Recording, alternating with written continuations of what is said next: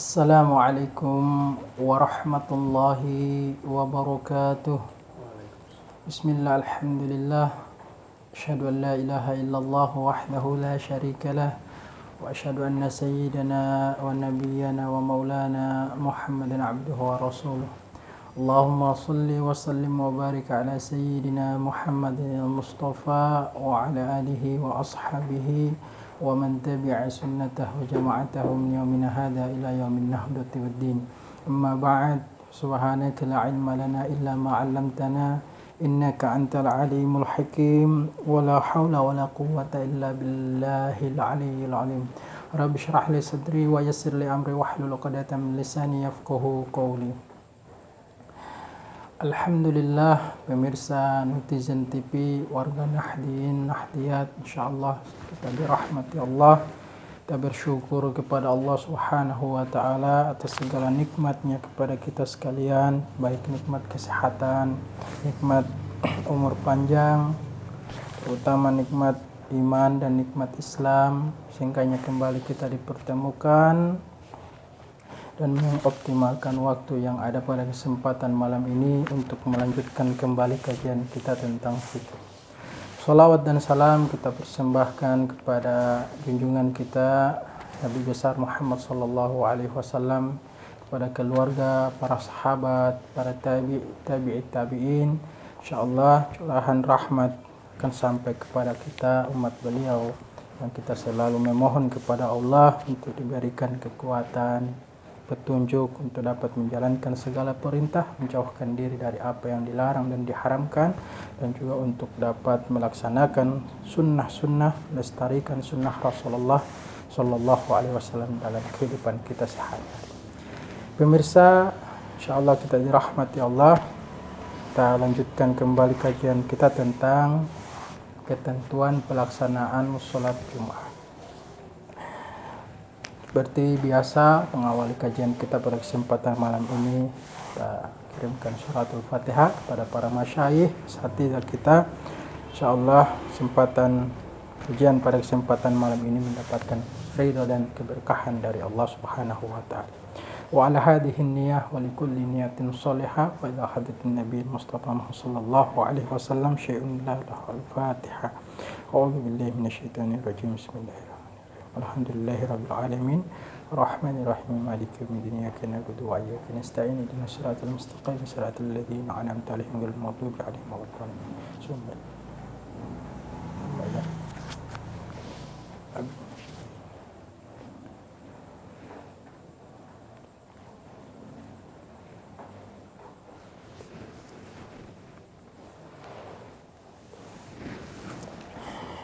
Kita lanjutkan kajian kita. Alhamdulillah kita telah sampai pada pembahasan rukun-rukun di dalam dua khutbah. Qala al-musannif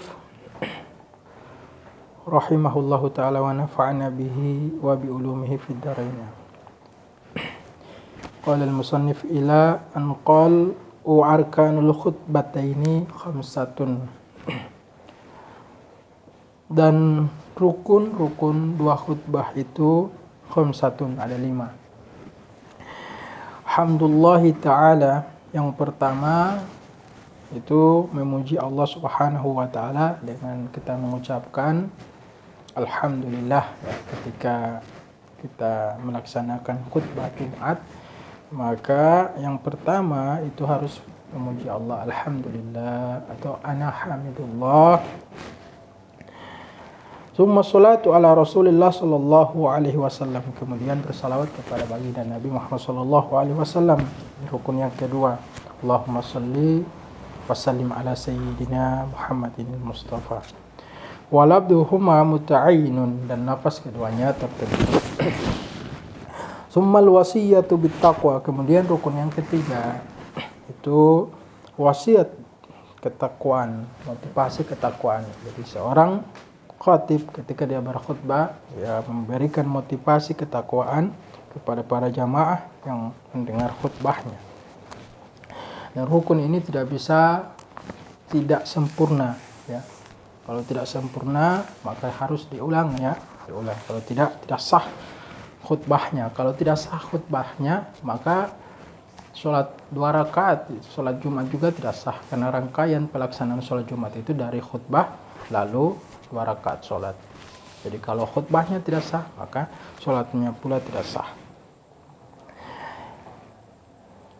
Wala yata'ayyanu labduhuma 'ala sahih, dan tidak tertentu lapas daripada wasiat takwa.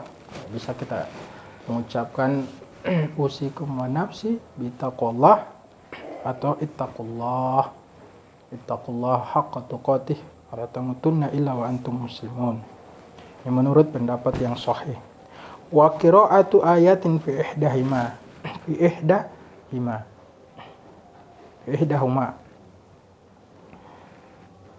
wa qira'atin fi ihdahuma, dan membaca satu ayat di antara salah satu daripada 2 khutbah. Ya, jadi ini harus pada rukun yang keempat membaca satu ayat meskipun hanya satu ayat pada salah satu daripada 2 khutbah, baik di khutbah yang pertama ataupun pada khutbah yang kedua. Wa du'a'u lil mu'minina wal mu'minati fil khutbati tsaniyati, dan mendoakan orang-orang yang beriman baik laki-laki wal mu'minati dan perempuan fil khutbati tsaniyati pada khutbah yang kedua. Ya, jadi jangan sampai tertinggal pada khutbah yang kedua sebelum mengakhiri khutbah. Itu harus, ya, wajib untuk mendoakan orang-orang yang beriman. Jadi rukun yang pertama adalah memuji Allah, rukun yang kedua bersalat kepada Rasulullah, rukun yang ketiga wasiat atau motivasi ketakwaan, rukun yang keempat adalah membaca ayat, minimal 1 ayat, dan rukun yang kelima adalah mendoakan orang-orang yang beriman, orang mukmin baik laki-laki dan perempuan. Wa yustaratu ayyusmi al-khatib wa arkan al-khutbati li arba'ina tan'aqidu bihimul jum'atu, dan dipersyaratkan khatib memperdengarkan rukun-rukun khutbahnya untuk 40 orang, ya, untuk jamaah yang sejumlah 40 orang ahli Jumat tadi, dan aqidu bihimul jum'atu, yang jadi dengan sebab mereka jamaah itu sholat Jumat, ya, dengan sebab jamaah yang 40 orang ini ahli Jumat, ya, maksudnya di sini. Jadi bukan anak-anak, ya. Jamaah di sini bukan anak-anak SD ataupun anak-anak TK, tapi yang ahli Jumat. Apa itu ahli Jumat? Yang mukallaf, yang laki-laki, yang al-ahrar dan al-mustautinun. Jadi yang pertama harus dia mukallaf, sudah terbebani dengan perintah syariat, mengerjakan perintah syariat. Dan yang kedua al-dhukur. Apa itu dhukur? Itu laki-laki. Al-ahrar yang merdeka dan al-mustautinun yang menetap. Jadi itu ahli Jumat. Maka si khatib yang berkhutbah ini dia harus memperdengarkan rukun-rukun khutbahnya yang 5 tadi, ya. Jadi orang jamaah juga jangan tidur, ya. Jamaah juga jangan tidur. Karena ini supaya tersampaikan pesan-pesan takwa daripada si khatib atau orang yang berkhutbah. Wa istaratu al-muwalatu baina kalimatil khutbati wa bainal khutbataini, dan juga diperkirakan al-muwalatu berturut-turut antara setiap kalimat khutbahnya itu berturut-turut, ya. Dan juga 2 khutbah. Falau farraqa baina kalimatiha walau bi'udnin batalat, maka jika si khatib ini farraqa, memisah di antara setiap kalimatnya walau bi'udrin, sekalipun dengan ujur, maka batallah khutbahnya, ya. Jadi jangan tunda-tunda, ya. Setiap kalimat kayak kalimat yang satu itu harus berturut-turut, jangan ada spasi yang lama, ya. Begitu juga di antara 2 khutbah, jangan ada tenggang waktu yang lama, batal khutbahnya sekalipun ada ujur, ya.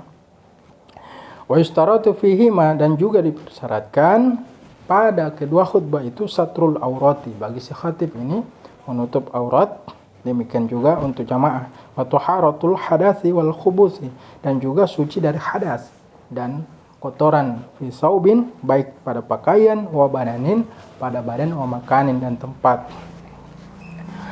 Jadi itu rukun-rukun khutbah. Ya, ini adalah rangkaian atau fardu-fardu sholat Jumat.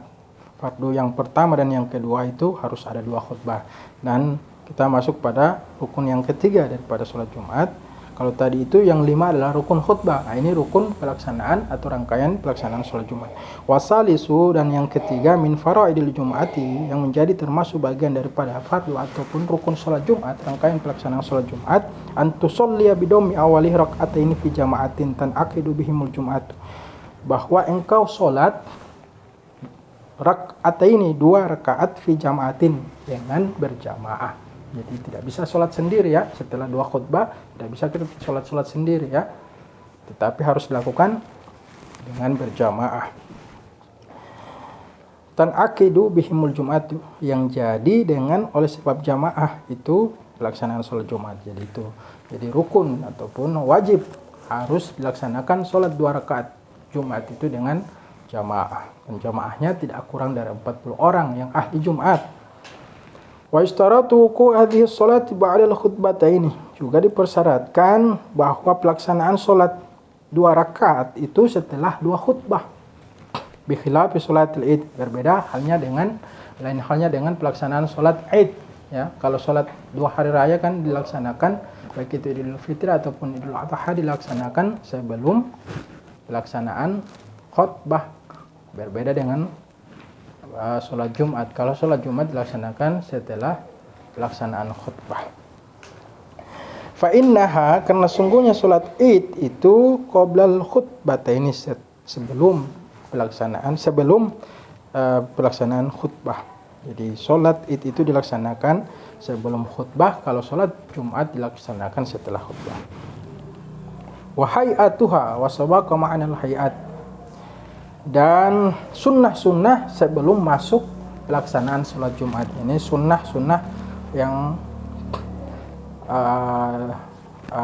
sunnah-sunnah sebelum masuk pelaksanaan sholat Jumat. Wasabaqa ma'anal hayat, dan telah terdahulu pengertian ataupun arti daripada penjelasan daripada al-hayat. Arba'u khisalin wa hayatuha arba'u khisalin, dan sunnah-sunnah itu ada 4 macam. Ahaduha al-ghuslu, yang pertama, sunnah yang pertama ketika kita ingin menunaikan pelaksanaan sholat Jumat, maka sunnahnya mandi ya, mandi dulu ya. Liman yuridu huduraha, bagi orang yang berkehendak atau yang ingin huduraha, menghadiri sholat Jumat, atau yang ingin melaksanakan sholat Jumat, jadi mandi ya. Nah, misalnya kita mau sholat Jumat ya, kita akan berangkat ke masjid jam 11 misalnya, maka kita mandi di jam setengah 11, karena mendekati kita berangkat untuk menunaikan sholat Jumat itu lebih afdol, waktunya itu lebih afdol ketika kita mandi pada saat mau mendekati pelaksanaan sholat Jumat. Contoh, kita pergi ke masjid jam 11, maka kita mandi setengah 11. Al-ghuslu liman yuridu huduraha min dzakarin aw unsa wa hurin aw abdin muqimin aw musafirin. Maka sunnah yang pertama, mandi bagi orang yang menghadiri pelaksanaan sholat Jumat, baik itu laki-laki, perempuan, unsa, merdeka ataupun hamba sahaya, yang mukim ataupun musafir ya, sekalipun musafir, sunnah untuknya mandi ketika dia memungkinkan dalam perjalanannya untuk pelaksanaan sholat Jumat. Waktu ghusliha minal fajri tsani, dan waktu pelaksanaan atau waktu mandi untuk melaksanakan sholat Jumat itu dari fajar tsani, itu pada waktu subuh, fajar shadiq, pada waktu subuh itu kita sudah sunnah mandi untuk melaksanakan sholat Jumat. Wa taqribuhu min dihabi afdalu, adapun mandi mendekati berangkat untuk sholat Jumat itu lebih utama. Jadi waktu yang paling utama untuk melaksanakan mandi pada hari Jumat itu mendekati kita mau berangkat. Sebagaimana tadi saya jelaskan, ketika kita pergi ke masjid jam 11, maka kita mandi pada jam setengah 11 siang. Maka itu adalah waktu yang paling utama. Bagaimana ketika tidak ada air ataupun susah, kita berada di tempat yang kesulitan air?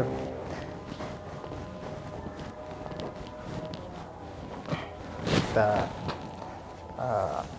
dengarkan azan untuk pelaksanaan sholat isya, kemudian kita lanjutkan kajian kita.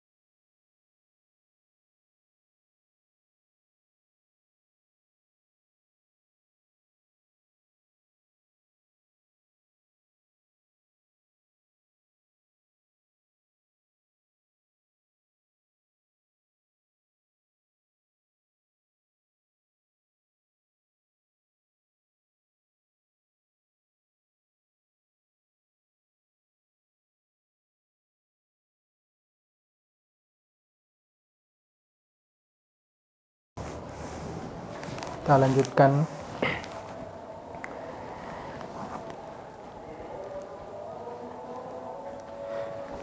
Wa waktu ghusliha minal fajri tsani, dan waktu mandi untuk melaksanakan sholat Jumat itu dari fajar tsani, itu fajar shadiq ya, pada waktu subuh. Wa taqribuhu min dhihabi afdal, adapun mandi mendekati berangkat untuk pelaksanaan sholat Jumat itu lebih utama. Fa in ajaza an ghusliha tayammama biniyatil ghusli laha, adapun ketika orang yang ingin mandi untuk melaksanakan sholat Jumat ini dia lemah daripada mandi untuk melaksanakan sholat. Lemah di sini maksudnya ketika mungkin dia sakit ataupun tidak bisa kena air ataupun dia berada di daerah yang kesulitan air, maka bagaimana caranya? Maka dia bertayamum dengan niat mandi untuk melaksanakan sholat Jumat. Tayammama biniyatil ghusli laha. Wasani, dan sunnah yang kedua, tanziful jasadi bi izalati rihil karihi minhu kasinanin. Sunnah yang kedua ketika kita ingin melaksanakan sholat Jumat, tanziful jasadi, itu membersihkan badan. Dari apa? Biizalati rihil karihi, dari bau yang membuat orang lain tidak nyaman, ya, karihi. Yang tidak bagus. Minhu, daripada badan itu. Jadi kita harus mandi, ya. Meskipun sunnah, tetapi kita harus mandi untuk membersihkan badan kita daripada bau-bau yang mungkin membuat orang tidak nyaman. Seperti bau apa? Kasinanin, seperti bau yang keluar dari bawah ketiak kita, ya. Dengan cara apa? Ya, dengan cara mandi, ya. Atau fayata'ato ma yuziluhu min martakin wa nahwihi, itu dengan yata'atu itu mengambil ma yuziluhu, sesuatu yang dapat menghilangkan bau badan tersebut, min martakin, seperti deodoran, ya. Martakin itu sesuatu yang bisa menghilangkan bau, seperti deodoran misalnya, atau tawas, ya. Nah, itu. Nah, bau yang keluar dari bawah ketiak itu memang sangat mengganggu atau membuat orang lain tidak nyaman. Maka ini sunnah, ya, harus dibersihkan. Wa nahwi, ataupun semacamnya. Selain deodoran atau apa yang pokok yang bisa menghilangkan bau yang tidak nyaman tersebut. Wasalisu, dan sunnah yang ketiga, lubsus thiyabil bid fa innaha afdhalus thiyab. Sunnah yang ketiga memakai pakaian yang berwarna putih, karena sungguhnya pakaian berwarna putih itu seutama-utama pakaian. Jadi ketika kita ingin melaksanakan sholat Jumat, maka sunnah untuk memakai pakaian putih berwarna putih. Warabi', dan sunnah yang keempat, akhdhu dhufri intola wa sya'ru kadzalika. Sunnah yang keempat, sebelum kita melaksanakan sholat Jumat, itu memotong kuku intola, jika kuku itu sudah panjang. Wa sya'ru kadzalika, demikian pula memotong rambut, merapikan, ya. Jadi ini sunnah, motong kuku, rambut.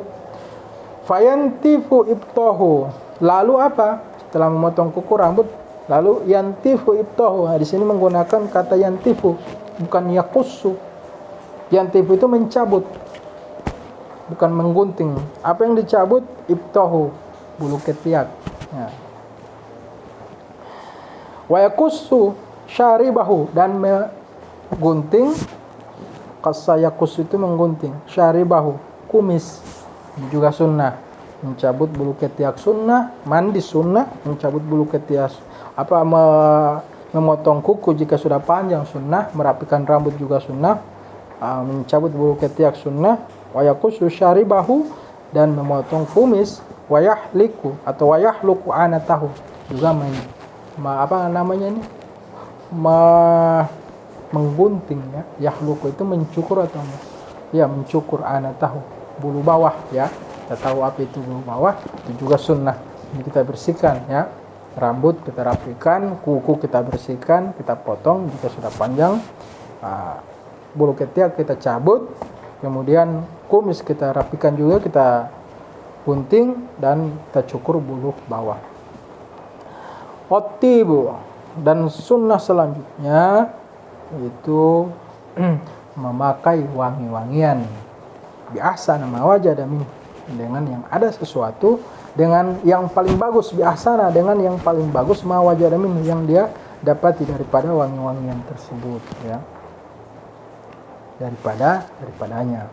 Jadi kita ini disunnahkan memakai wangi-wangian, tidak hanya pelaksanaan sholat Jumat, ya, tapi ketika kita bersosialisasi dengan orang lain, maka juga sunnah untuk memakai wangi-wangian. Makanya kita harus sedia parfum atau minyak wangi, ya. Begitu juga siwak, ya, siwak juga itu mustahab, sunnahkan, anjurkan. Jadi kita harus sedia siwak termasuk wangi-wangian. Jadi 4 hal ini yang disunahkan untuk kita sebelum melaksanakan sholat Jumat.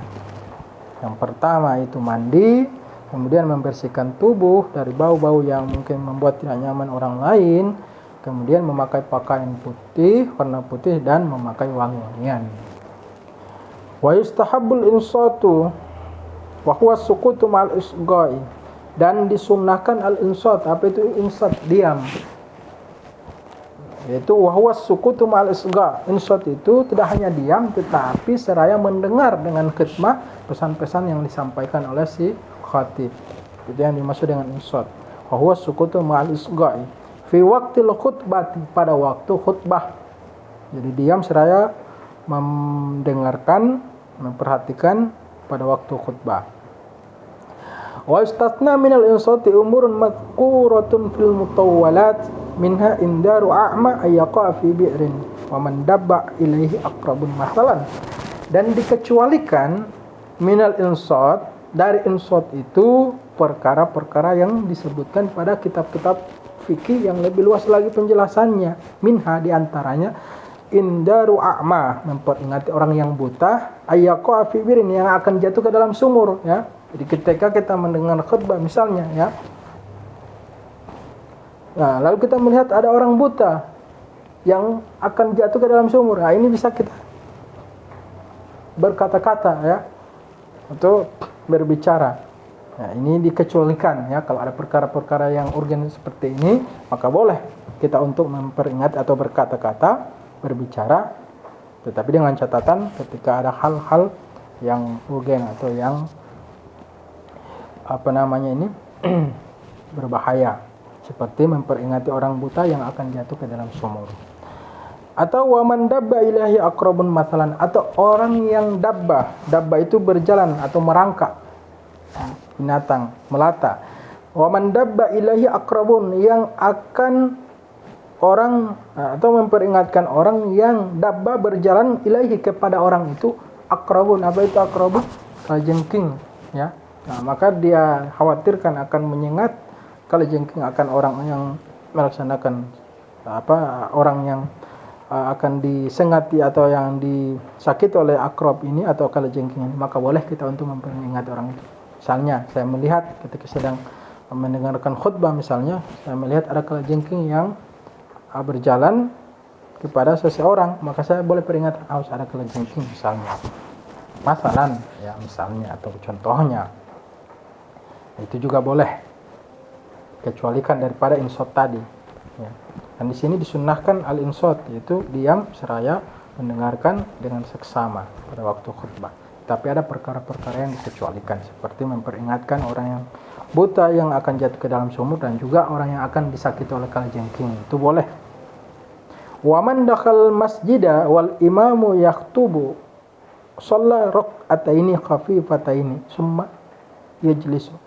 Dan barang siapa yang dakhala, masuk al-masjidah, ke dalam masjid, wal imamu yaktubu, sedangkan dia mendapati imam sedang berkhutbah, shalla rak'ataini khafifataini, maka dia melaksanakan salat 2 rakaat khafifataini, ya, dengan cepat, ya, agak cepat. Summa yajlis, kemudian dia duduk. Misalnya saya datang ke masjid, ketika saya datang masuk ke dalam masjid ternyata si khatib sudah berkhutbah, maka sunnah melaksanakan salat 2 rakaat, ya, dengan cepat, ya, 2 rakaat qabla Jumat, kemudian duduk.